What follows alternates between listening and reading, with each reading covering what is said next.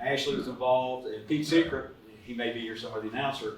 They worked with Steve and Scott Parker and Schobert and Mineral Wells that came to pro races back in the day, 86, 87, like that. So he's always trying to get me to get the bike side to come. And I was, you know, we didn't have, hello Ashley. Hi there. Thank you. It's actually Ness. He's in the dirt track. Welcome to West Virginia. He's in the dirt track late model Hall of Fame in Kentucky, where he worked on as a journalist and promoter. Photographer, writer, bottle washer. I couldn't believe I didn't see it before, but it's a 20-minute documentary on Dick Mann that was made here recently. I've never seen before. And so this will be the first time me seeing it too. And after that, Ashley's in this next thing after this. Dale Earnhardt Jr., some of you may have seen it. He did a series called Lost Speedways. And so he visits different tracks. And so he came to Pennsboro. It's like 30 minutes long. They talked to Ashley, talked to a number of people. Gives you some background on the track. It's got a great story about Jim Dunn. People are familiar with race cars will know this. Jim Dunn, local racer, not a big money guy. Carl Short promoted the first dirt track world championship in '81 and put up a huge purse. '81, $30,000 to win. $30,000 to win. Earl Baltus was paying $14,000 for the World 100 in that same year. So huge money. But anyway, I don't want to give away the story with Jim Dunn, but it's a real Cinderella story. If you don't know the story, you know, it could be a movie. It's that good. It's a great story. But anyway, and after that, we got the Thrill Is On with it's kind of starring Aldana, but also has Jack Warren, a great shot from Louisville with the foot up to the bars doing the Jack Warren. Can I give you it's really cool. Background about the Dale Jr. thing? Sure. You'll see the car tomorrow. We did the 1981 car that Jim Dunn won the Dirt Track World Championship in. We'll be giving out a Steve Armentrout Award tomorrow, a preservation award to some of the photographers, writers, and stuff in the United States. Armentrout and I were sitting down in his living room and said, okay, how do we get Pennsboro back? Because there was just no interest in it. And we found the race car. Steve Armentrout found the race car sitting in a barn. We pulled the chicken eggs out of it, the chicken nests out of it, and pulled it out of the garage. Put the car back together. It was a 5-year project. Then it was, okay, the first episode of Lost Speedways came out, and let's get a hold of Dale Jr. and see if we can get him up here to do a story on it. And literally, it falls into Dale Jr.'s lap that the interest came back to Pennsboro Speedway. And when they put that Lost Speedways episode out, all of a sudden we were getting phone calls. And that created the interest that also brought back an 1887 fairground. Like you said, we finally got a race in last year. And the interest is still building, and we were getting a lot of phone calls from different organizations around the United States. And thanks to our gentleman standing up front there, and I thank him with all my heart and soul that he put together last year with the motorcycles and with all this interest coming in. Now we've got, is Steve Moorhead here? Did he show up yet? Yes. I haven't seen you in 20 years, so. Head of the table. Well, good. I need to give you a hug after a while.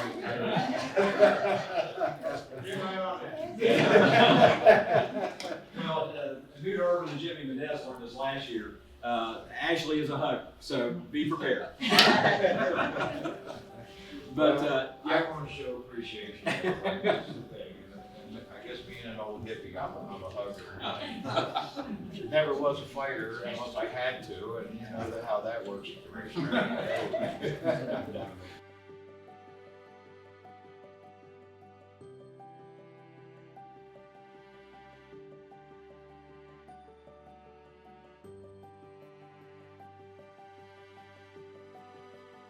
It had to be damn near 100 degrees. I go down there and there's Dick Mann got his leather sleeve rolled up on cold water. So from that day on, I remember Dick Mann. It taught me something now. But I don't remember too much racing with it. I think he was more ahead of me than you think he was. I was probably a junior when he was doing all his Top of movies. his game. I could say it just a bit. Sure. My connection is just visual, but it was, Can Yeah. you introduce him to us? What's that? Can you introduce him to us? Okay, I did earlier. I don't know if you were in here or not. my significance isn't part of this story. I talked a little bit about his wins. Are you familiar with it? No.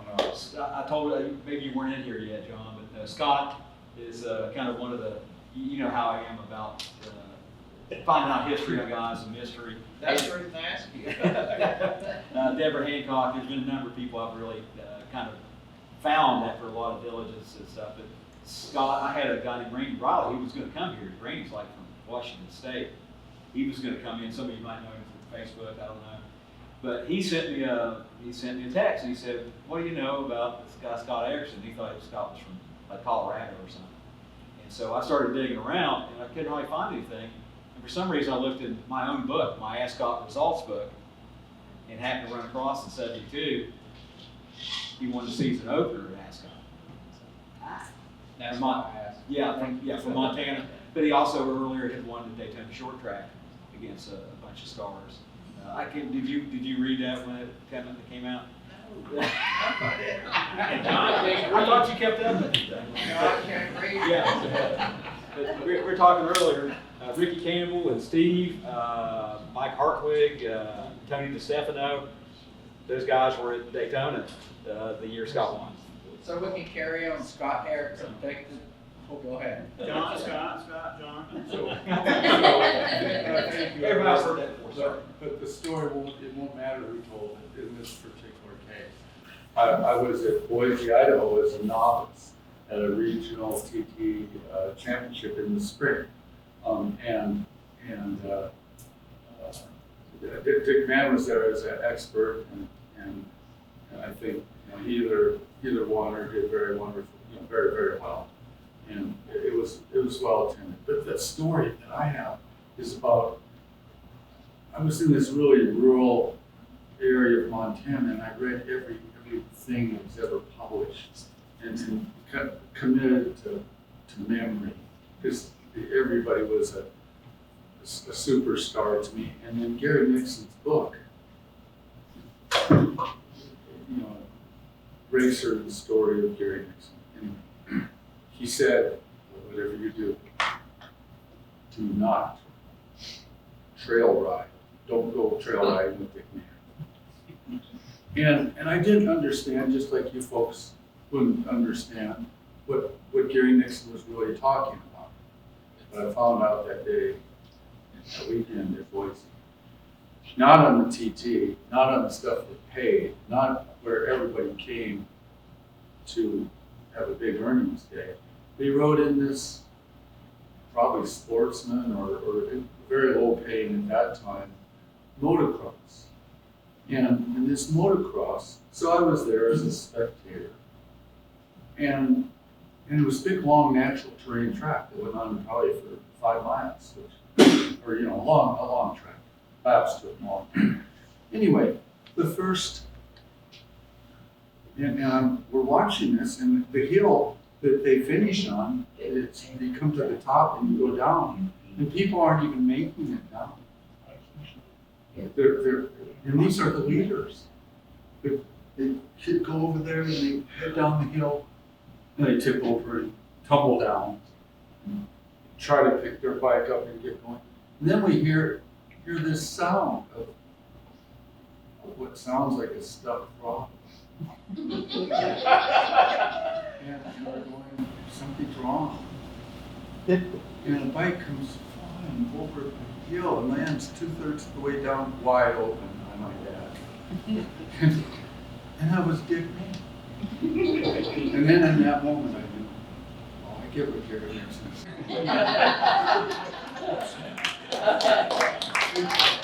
was when they had the first GP, World GP at Matthias Raceway.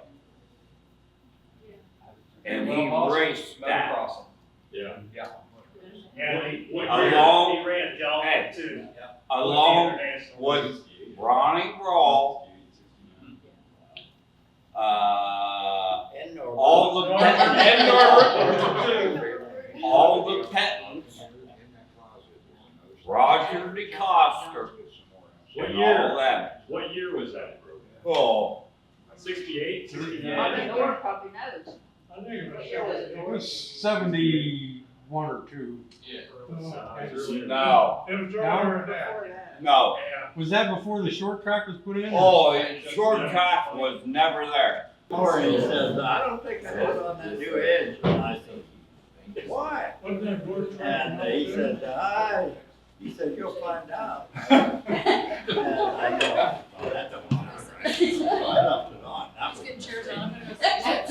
I got within about 5 to 6 laps. It was a 15-mile national, 32 laps. And I got within 5 laps. And I was really doing good. I said, what am I doing up there with these guys? Because Ronnie was way back, you know, and Dave was way back, and George Roeder was way back. And I said, what am I doing up here with these guys? I said, I'm a New Year expert. And just about that time, I felt the tire go, the edge go on the tire. And it tore the tread right off that left-hand side. And I thought I got a flat tire, and I slowed way down, but it stayed up. So I just kept going, but I think I got fifth, I think. Good place. If I remember. Oh. Yeah. But he taught me a lesson there, I'll tell you. And I don't know if everybody knows, but this is Norbert Raul, Ronnie Raul, and Kathy Easteps. And Ronnie Raul also raised that He GP. sure did. Yeah. You're older than Ronnie, right? Nora's the Ah. oldest. Norb's the oldest. What was that? You're the oldest, right? Yeah. So, I'll be over to the lunch tonight. but Everybody has a choice. yeah, Norbert was he started racing after Ronnie, rookie expert 65. Well, I started racing scrambles first. Right. And then Ronnie, he started, you know, he was younger than I was, so he bought a car off Joe Armstrong. And he was really doing good with that. And then we made a short track right in front of the house. And that's where we got a lot of practice. Every day. Very short. Yeah. Before and after milking. Joanne A Easteps. lot of broken bones on that track. But Norbert, I think first national was Hagerstown. What was that? Your first national was Hagerstown. No, I had raced a couple races before that. I raced a short track at what was the racetrack before? It was national before. Hagerstown. That's what. Somebody took a picture of me on the front line in the photo on that. And I think it was Jerry who took all the pictures back then. Jerry, You're right on the first name, but I can't remember. he took a lot of pictures. I'm pretty sure it was him.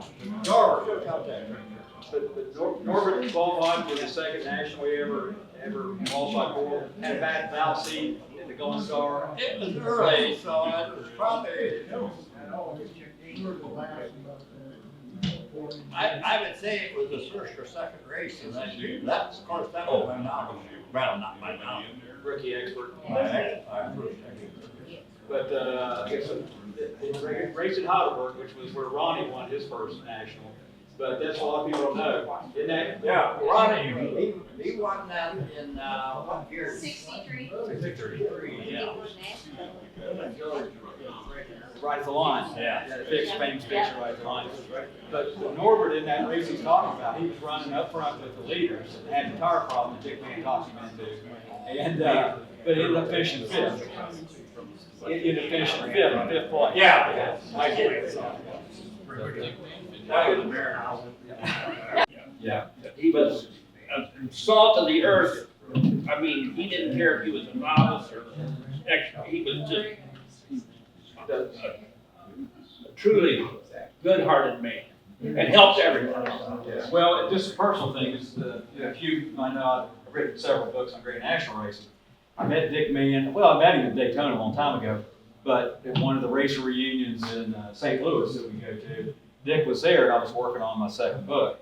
And I asked him if he would write the foreword for my second book. And so as I would get a year done, I would send it out to him and he would go through it. And he worried me a little bit because I said, Dick, I got this thing ready to publish in about 3 weeks. But he got it to me and he wrote a great foreword and I was really honored to have Dick Mann take an interest in my book and send that to me. It was really something. And, I've got buddies with Kay Mann, Dick's widow, and her and her son-in-law sent me the shirt, which is really cool. So, but I appreciate everybody's comments. Just a super legend and somebody that Man of His Time by Ed Youngblood is a great book about Dick. It's always thinking a little bit out of the box compared to everybody else.